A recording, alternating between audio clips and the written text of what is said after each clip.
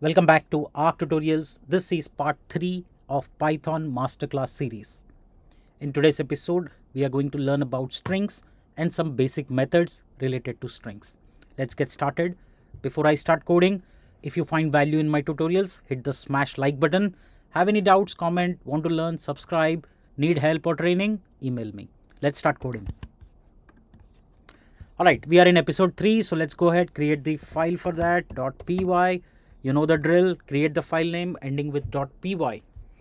Alright, a quick basic things. What are strings? Strings are sequences of characters basically, right? Strings are just sequence of characters. Anything can be like, say, hello. This is a string basically. Anything inside double quotes or single quotes will become a string. Now, Python has a lot of built-in tools for strings. Okay, that's the keyword that you should use, built-in tools or methods for string operations. And what are the different types of operations? We are going to do it right now. Let's get started. So, let's say I have a raw data that you're processing a salary, invoice slips or PDFs. You read a PDF in Python, you got some data, and the raw data is looking like this. You have lot of spaces, then you have some value, let's say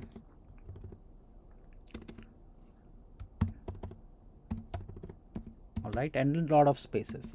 This is a very real-time use case when you do a web scraping or reading from a files or invoices or PDFs. Chances are that you will get it with white space after or before. So let's go ahead and clean that data. Okay, now how do you clean it? So let's say you will have cleaned underscore data equal to raw data dot. Now you see all these are the built-in methods that are available. So I'm going to use the first one, which will be called strip. Now what it does is it will strip out the white spaces. Very important use case if you're working in Python. So if I run now and say episode 3, and we didn't print anything, so let's print cleaned data. Now let's run it, and it shows exactly the value without the spaces, right, without the white spaces. So strip basically will take out the extra white spaces in front and at the end. All right, now let's go ahead and do some more activity. So I'm going to comment this for now, and I'll say cleaned underscore data equal to raw data dot. Now, like I said, there are so many built-in methods that you can use. So I'm going to use replace method.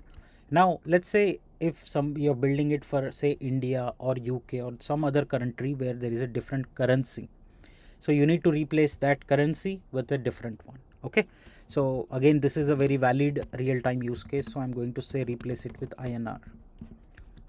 Now see what the output would be. It says INR, but since we removed the strip, it is showing me with the spaces, right?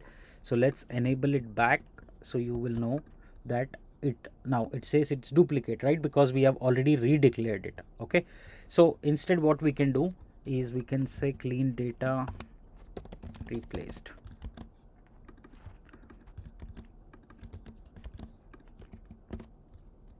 So or we can do something like, if you want to use the same one, we can use that also.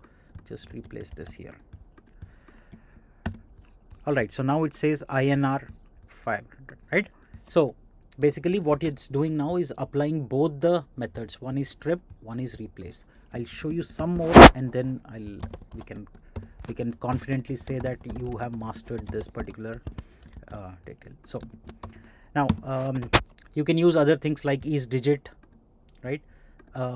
This one would give you false because there is a character, it's not numeric. But if I remove it, so it says false, right, because it's inside the string, so it's not exactly digit. So if I make it, so now it becomes true, right? So again, these are different methods that are built in, like for different usages, right? So that was isDigit. Now same way, let me also show you So if you have some text, it will make it to lowercase, or if you have something, you can make it to uppercase. If you want to compare, if it's the text is, let me show you real quick those two. So this is lowercase, so here I'm going to say raw data 2 dot upper, right?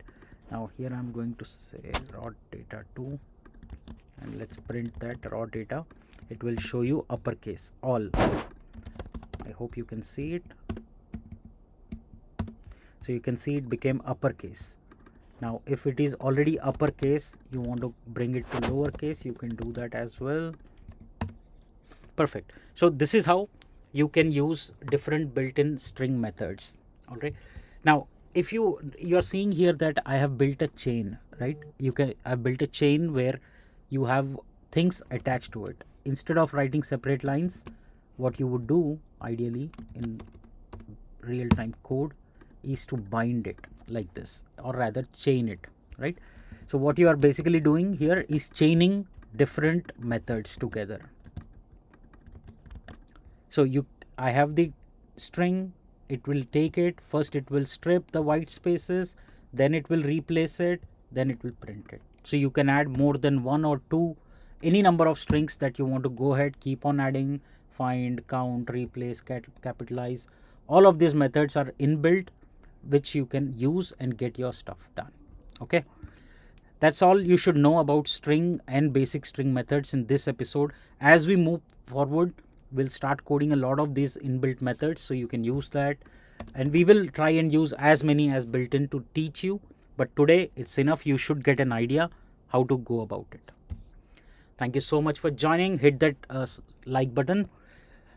Join me in the part 4, and we will be doing if-else statements and conditional statements, Boolean logic, etc. All right. See you in next episode.